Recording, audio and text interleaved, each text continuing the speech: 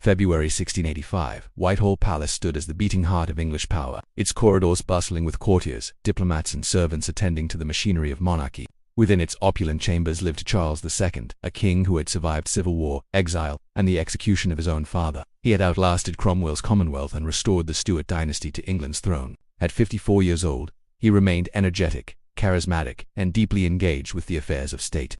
His subjects knew him as the Merry Monarch, a man who had brought joy and stability back to England after years of Puritan austerity. But on the morning of February 2nd, everything changed. Charles awoke feeling unwell. The previous evening he had complained of general malaise and difficulty sleeping, nothing particularly alarming for a man of his age. As morning light filtered through the palace windows, his barber arrived to perform the daily ritual of shaving the king. It was a routine moment, witnessed countless times before.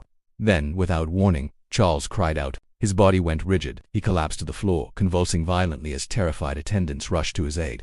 The seizure lasted several agonizing minutes before subsiding, leaving the king semi-conscious and confused. Within the hour, 14 of England's most distinguished physicians had assembled in the royal bedchamber. These were not country healers or folk practitioners.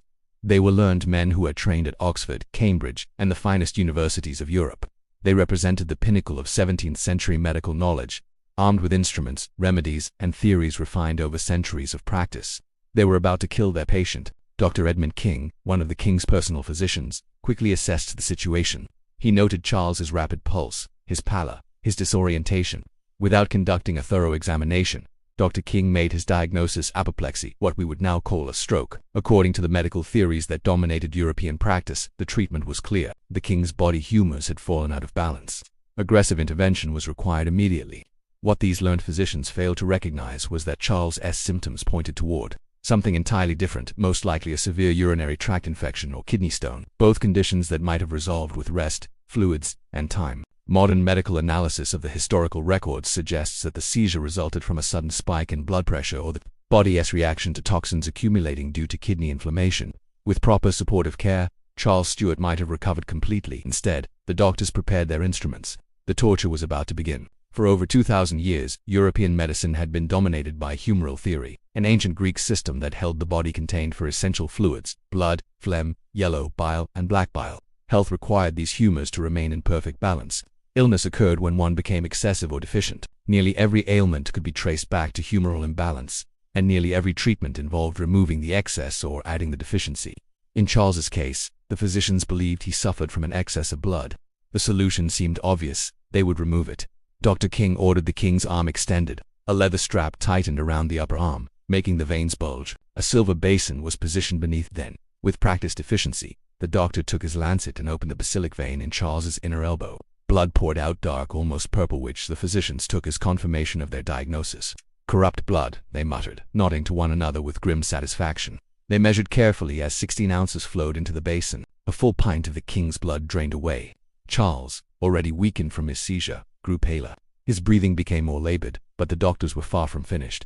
They opened a vein in his other arm. Another 8 ounces poured out. Within the first hour of treatment, Charles II had lost approximately 24 ounces of blood, nearly a quarter of his body's total supply. For a man already in medical distress, this massive blood loss was catastrophic.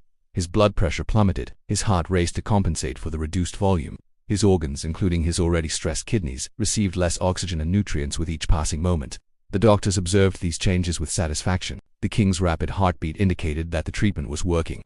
They believed that the body was responding to the removal of toxic humors. They did not understand that they were watching the early stages of hypovolemic shock, a life-threatening condition caused by severe blood loss. But bleeding from the veins was only the beginning. The physicians had more aggressive techniques in their arsenal, and they would not hesitate to use them all. The royal physicians were not cruel men.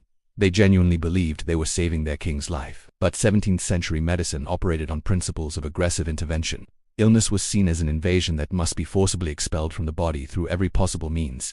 After the bloodletting, heated glass cups were applied to Charles's shoulders and back. As the air inside cooled, it created a vacuum that drew blood to the surface. The doctors made small incisions beneath each cup, collecting 8 more ounces of blood. Charles drifted in and out of consciousness. When awake, he complained of terrible thirst and pounding headaches. The physicians interpreted the headaches as further evidence of dangerous pressure in the skull. Next came purging. The doctors prepared antimony potassium tartrate, a highly toxic substance, and forced Charles to drink it mixed with wine. The effect was immediate and violent. Charles began retching uncontrollably, his body convulsing as wave after wave of nausea overwhelmed him. He vomited until nothing remained but bile and blood. But vomiting alone was insufficient. The physicians administered powerful laxatives through enemister uproot and calomel, a mercury compound. For hours, Charles experienced explosive diarrhea, losing massive amounts of fluid and electrolytes. The combination of bloodletting, vomiting, and diarrhea was draining Charles's body of the water and minerals essential for organ function. His kidneys, already under stress, now faced an additional crisis. Dehydration reduces blood flow to the kidneys, impairing their ability to filter waste. Toxic substances began accumulating in his bloodstream. The physicians then turned to blistering. They shaved Charles's head completely and applied cantharodus, a powder made from crushed blister beetles containing a potent toxin, across his bare scalp. Angry red welts formed. Pain was excruciating. They also applied blistering agents to his neck, shoulders, and feet. Witnesses later reported that the king's screams echoed throughout the palace. By the second day, Charles had survived 24 hours of treatment. He had lost over 30 ounces of blood. He had been purged until his body was wrung dry. His scalp and feet were covered in weeping blisters. He was delirious with pain and dehydration. Any reasonable assessment would have concluded the treatments were causing harm. But 17th-century medicine did not operate on observation and adjustment. It operated on dogma. The physicians examined Charles's urine and were alarmed. It had become dark, cloudy, and reduced in quantity, signs of kidney dysfunction to modern eyes. To them, it indicated an excess of black bile requiring more aggressive treatment.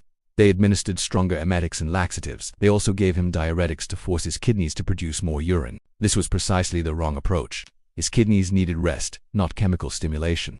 As Charles's condition deteriorated, the physicians became increasingly desperate. They turned to exotic remedies: the king's drops, a tincture made from pulverized human skull dissolved in alcohol; bezoar stone, masses from animal digestive systems ground into powder; extracts of viper flesh, and pearls dissolved in acid. Each remedy was more expensive and exotic than the last. Each was utterly useless. On the third day, they deployed heavy metals, mercury, arsenic, and antimony. These toxic substances were administered both orally and through enemas. The effect on Charles's already damaged kidneys was devastating. Mercury and arsenic are profoundly nephrotoxic, meaning they directly destroy kidney tissue. The microscopic structures responsible for filtering waste began to die. By the fourth day, Charles II was dying of acute kidney failure. His urine output decreased to almost nothing. What little he produced was black and thick. His body swelled with retained fluid. His face became puffy and distorted. Waste products that should have been eliminated were instead circulating through his bloodstream, poisoning every organ. Charles experienced arrhythmic encephalopathy, brain dysfunction caused by kidney failure. He became confused and disoriented. He spoke nonsensically. He hallucinated, crying out about demons and shadows only he could see. The room filled with the distinctive ammonia smell of uremia. Fluid accumulated in his lungs, making every breath a desperate struggle. The physicians could see something was terribly wrong, but they had no concept of kidney function as we understand it today. They saw only mysterious symptoms requiring more aggressive intervention.